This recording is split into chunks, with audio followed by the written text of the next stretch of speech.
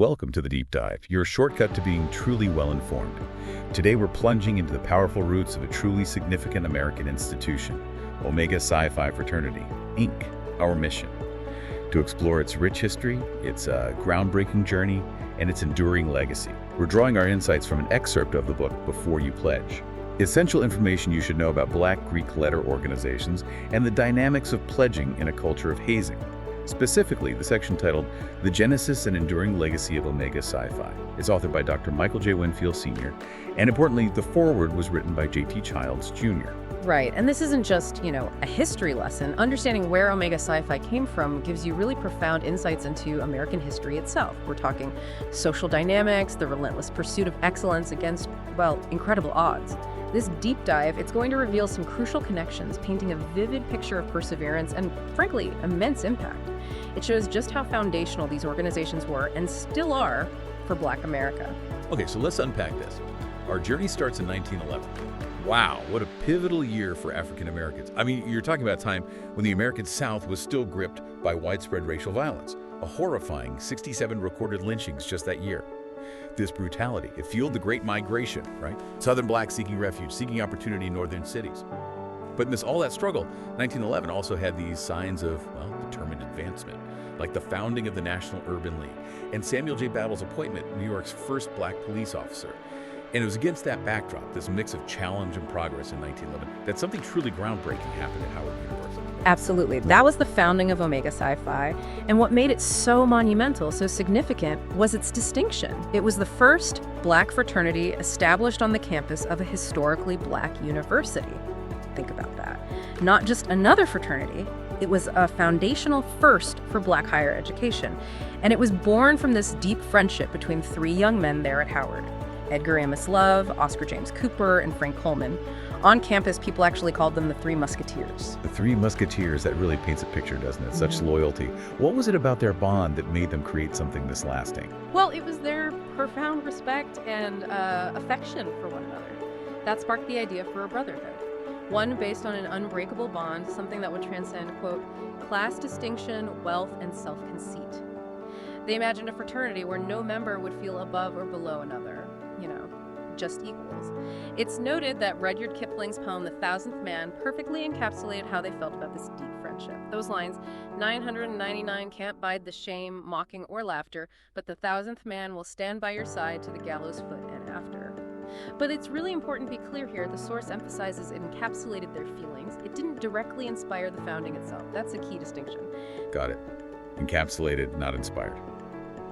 So the big night was Friday, November 17th, 1911. Love, Cooper, and Coleman, full of this bold idea. They head up the steps of Science Hall at Howard. They meet in the office of their faculty advisor, the distinguished biology professor, Ernest E. And that's where they officially formed the Omega Psi Phi Fraternity. It was right then, that night, that the name Omega Psi Phi came directly from the fraternity's motto, friendship is essential to the soul. And profoundly, manhood, scholarship, perseverance, and uplift were adopted right then as their cardinal principles. Yeah, and the early steps, organizationally, they were swift. Edgar A. Love appointed the first Grand Basileus. Cooper and Coleman took on other key roles immediately, and Professor Just, even though he couldn't attend all the early meetings, his help was invaluable, developing the Constitution, the ritual. So the founders, quite rightly, viewed him as a pioneer, really a co-founder alongside them. But it wasn't smooth sailing from the start, was it? They faced hurdles getting recognized by Howard itself. Oh, absolutely not. You have to understand, fraternities, especially secret organizations in the South back then, were viewed with a lot of suspicion by college administrators. They feared radical movements, maybe immorality, potential student protests. Howard's administration was pretty reluctant to grant permission for a national fraternity. That's a huge hurdle right out of the gate. Yeah. What does that resistance tell us? About the challenges any groundbreaking Black institution faced then, even on its own campus. It really highlights the suspicion, towards Black organizing, even for something like a fraternity. It shows how deep those fears of radical movements were. And these founders, they had to fight not just the racism outside, but this internal institutional resistance just to exist, just to grow. They were determined, though, despite the administration saying no. They actually placed placards around campus heralding the existence of the Omega Psi Phi Fraternity. which you can imagine really displeased President Dr. Thurkield. He publicly declared there was, quote, no such organization at Howard. So Omega Psi Phi basically functioned without any official authorization until 1914. Wow. So that eventual shift in Howard's leadership must have been key. In the fall of 1914, the autocratic Dr. Thurkield stepped down, and Dr. Stephen M. Newman, seen as a more sympathetic educator, became president. That change likely helped Omega Psi Phi, and actually Phi Beta Sigma too, finally get official university recognition that year. Exactly. And even with that recognition and requests coming in from other schools, Omega decided on a pretty conservative approach to expansion. Their main goal was, and this is key, to maintain high standards and select only outstanding men of fine moral character. Specifically, guys who could keep an 80% average in scholarship. They had this clear ideal. The Omega man should always be recognizable, outwardly embodying those fundamental principles. What's also interesting is that 1914 saw talks about maybe merging with Kappa Alpha Nu, another Black Greek letter organization. This didn't happen. Neither group was willing to sacrifice their own rituals or principles. Okay, let's shift gears a bit. Omega men finding themselves in a time of huge global change. America enters World War I, April 1917.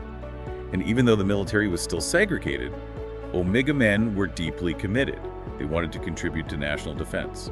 Yeah, and one really striking detail here is how proactive they were. Omega men like George E. Bryce, they spearheaded efforts. They advocated for a Negro officer training program. Bryce and others even met directly with President Woodrow Wilson. And that led to the establishment of the Fort Des Moines training camp. Omega men there actually formed a war chapter. You had prominent members like Frank Coleman and Edgar Love serving as officers over in France with the American Expeditionary Forces. And speaking of heroes from that era, Colonel Charles Young, an Omega man, the fraternity's second honorary member. His name really stands out. He was only the third black graduate of West Point after Reconstruction. Served his whole career with the all-black 9th and 10th Cavalry Regiments, the famous Buffalo Soldiers. Young visited at Fort Des Moines camp, inspiring the troops. This was even after he'd been unjustly forced into retirement in 1917. Such dedication. Though he died in service in Nigeria in 1922, he was finally posthumously promoted to Brigadier General just recently in 2022. But the end of World War I, it didn't bring peace for African Americans back home, did it? The period right after, especially 1919, was brutal, marked by the Red Summer. James Weldon Johnson called it that because of the sheer bloodiness. Returning black soldiers, they weren't hailed as heroes. They faced renewed, even intensified, racism. This led to widespread racial tensions, horrific riots across the nation. Chicago saw 40 killed, 500 injured. The Elaine Massacre in Arkansas. Just terrible times. Absolutely terrible. But despite this incredibly challenging, this zeitgeist of racism and white supremacy, Omega Psi Phi kept expanding. It's remarkable. By 1921, the fraternity had 28 chapters spread across 14 states. They were gaining significant recognition nationwide as change agents and influential thought leaders. That growth, right in the face of such adversity, it really highlights their resilience, their impact. Then comes the Great Depression. The economic hardship was just devastating, especially for black communities who had unemployment rates hitting 50%. Even calls for black workers to be fired so whites could have their jobs. This period also saw, tragically, an increase in lynchings, which spurred Black Greek letter organizations, Omega Psi Phi included, to pressure Congress for anti-lynching laws. Right. And in response, you had President Franklin D. Roosevelt promising a New Deal. Now, racial discrimination was still widespread in many of those programs, let's be clear, but FDR did create a de facto black cabinet and advisory board of prominent African Americans who advised him. It gave black Americans perhaps a sense of belonging, even amidst all the ongoing discrimination. So amidst all this turmoil, Omega Psi Phi kept pushing forward. November 17, 1932, that marked their 20th anniversary. They had a banquet in Baltimore, signifying what they called the Golden Age of Omega. And then in 1940, the fraternity officially adopted the Omega Sweetheart Song, a beautiful piece. Then came World War II, another profound impact on America and African Americans. You have the heroism of Navy sailor Dory Miller at Pearl Harbor, the first black recipient of the Navy Cross. Just incredible bravery. But even after the war, despite America's new global dominance, African Americans were largely shut out from the prosperity that followed. They faced pervasive discrimination, housing, employment, banking, often through that discriminatory practice known as redlining. The systemic inequality really powerfully set the stage for the modern civil rights era. And this is where we really see Omega Psi Phi step into that pivotal role in the emerging civil rights movement. A really powerful example. 1944, Omega members Charles R. Drew, the famous surgeon, and William H. Hastie, a prominent judge and lawyer. They resigned from their positions with the Army Air Corps, specifically to protest the discrimination black people faced in the military. Yeah, Hasty had been pushing for Army integration from the start of his appointment back in 1940. His calls were rejected. He heavily criticized policies preventing black officers from commanding white soldiers, just blatant discrimination. So, taking their cue from trailblazers like Drew and Hasty, Omega Psi Phi decided to move beyond just talking about it. At their 1945 Grand Conclave, they made a decisive move. They created a National Action Committee, the Priority, a tangible action plan for, quote, promoting equality in social, economic, educational, industrial, political, and social security. That really underscores Omega's commitment, right? To creating a better world where merit, not race, is the standard, and truth, love, and peace prevail. And this vision led directly to them implementing their National Social Action Program, which focused on these huge societal issues affecting the black community: health, housing, civil rights, education. Real action. Absolutely. And to illustrate their direct involvement, think about the brutal blinding of Isaac Woodard Jr. in 1946. He was an African-American soldier honorably discharged just hours before. This vicious act of racial violence by police sparked national outrage. It really served as a powerful catalyst for the growing civil rights movement. And Omega was right there, on the vanguard of that social change.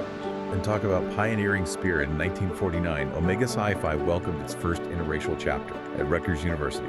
They initiated 3 white inductees, Norman Legend, Antonio Doganero, and Vincent Abruzzi, into the Brotherhood. Yeah. That was a seriously bold step for the time. It really was. And their commitment, it wasn't just symbolic.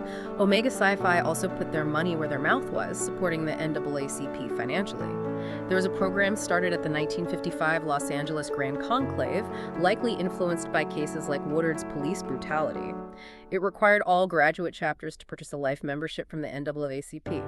Between 1955 and 1959, they contributed nearly $40,000. That's significant money back then. And think about the timing. Just a week after that 1955 conclave, Emmett Till was brutally lynched in Mississippi. Omega members like Roy Wilkins, who was the NAACP executive secretary, and Medgar Evers, an NAACP field officer in Mississippi, were deeply involved in the aftermath, the trial. And Omega Brothers were also right there, actively participating in those pivotal lunch counter demonstrations in the early 1960s, really contributing significantly to being the vanguard of social change. They were on the front lines, pushing for justice. Absolutely. And zooming out a bit, 1961 was huge, the Golden Anniversary Conclave in Washington, D.C.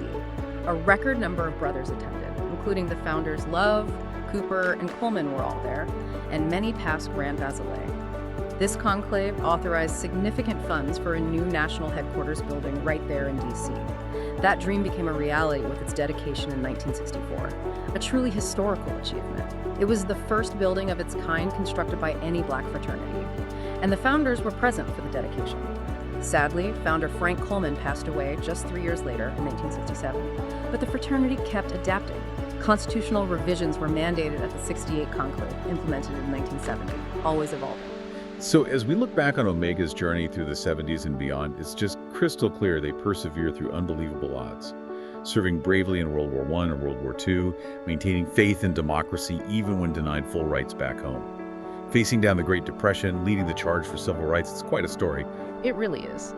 And on a more somber note, the fraternity also had to say goodbye to its founders during those later years.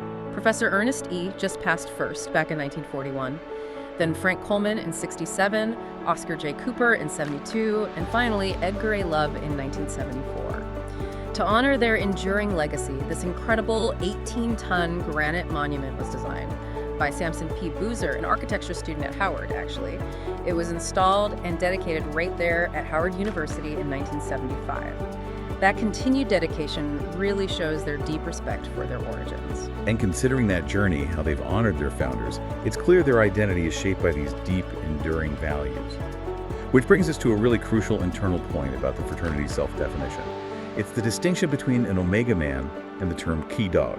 This is something the fraternity takes very, very seriously. Omega Psi Phi has had a strong, consistent policy against using canine references and imagery since, well, the 1980s and 90s. Right. So the question becomes, why is this policy so firm? Why the strong stance? It's really rooted in the fraternity's profound emphasis on upholding the highest standards. Manhood, scholarship, perseverance, and uplift, those cardinal principles. The source material states that, quote, the dog is the lowest form of man, And the ideal Omega man should always embody the fraternity's fundamental principles as a real man, not a Q dog. So that Q dog imagery is seen as a stark contradiction to those core ideals, a departure from the real man principles they strive for. It's a powerful statement about their internal identity, the seriousness they bring to their foundational values. And just for clarity for everyone listening, Q is pronounced exactly like the letter Q, so Q dog. Okay, Q-Dog. Got it. So what does all this history, all these values mean for Omega Psi Phi today? It translates into a continued, very active commitment to those founding principles through what they call their internationally mandated programs. For example, you see their commitment to education and their college endowment fund, huge financial support for HBCUs, and the Talent Hunt program, nurturing young performers, potential scholarships there. For community health, you've got the Dr. Charles R. Drew Blood Drive, promoting vital practices. And their social action efforts cover everything from voter registration drives to supporting Habitat for Humanity, mentoring programs. These initiatives clearly show their enduring, very active role in society today. Exactly. And just to give you the quick facts, the rundown. The motto of Omega Psi Phi is, friendship is essential to the soul. Colors, royal purple and old gold. Flower is the African violet. Their symbol is the lamp. Their official publication, the Oracle. Chapters, over 763 worldwide now. And while you might hear nicknames like Curse, the preferred term, the one that embodies all those principles we've discussed, is Omega Man. And there you have it, a deep dive into the incredible, enduring legacy of Omega Psi Phi. From this bold idea, sparked by three friends in Science Hall at Howard back in 1911. This fraternity has grown into such a powerful force for social change, for individual excellence, navigating wars, economic depression, leading the charge for civil rights. Just amazing. Now, 113 years later, Omega Psi Phi continues to uphold its core values, living out that motto, friendship is essential to the soul, truly embodying its role as the fifth facet of the League of Friendship. Which really leaves us with an important question to think about, doesn't it? How do those immense challenges faced by Omega Psi Phi's founders, by its early members, the violence, the discrimination, the fight, just to be recognized, how does that resonate with the ongoing pursuit of equality and justice in our society today? And how does their ideal, that vision of a better world where merit, not race, is the standard, how does that continue to inspire us, maybe even challenge us in our own communities right now?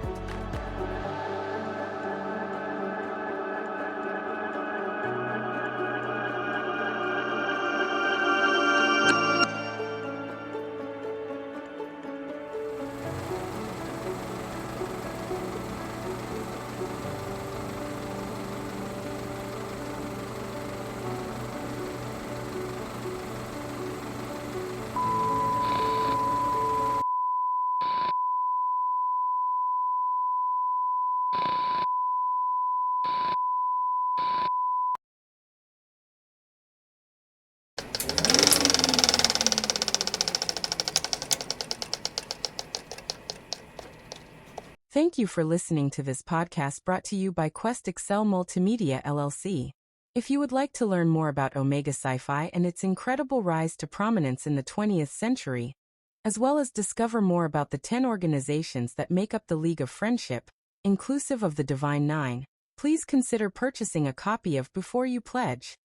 Essential information you should know about Black Greek letter organizations and the dynamics of pledging in a culture of hazing, by Dr. Michael J. Winfield, with a foreword by J.T. Childs Jr. available on Amazon.com, or you can leave a message on the message board at www.questexcelmultimedia.com.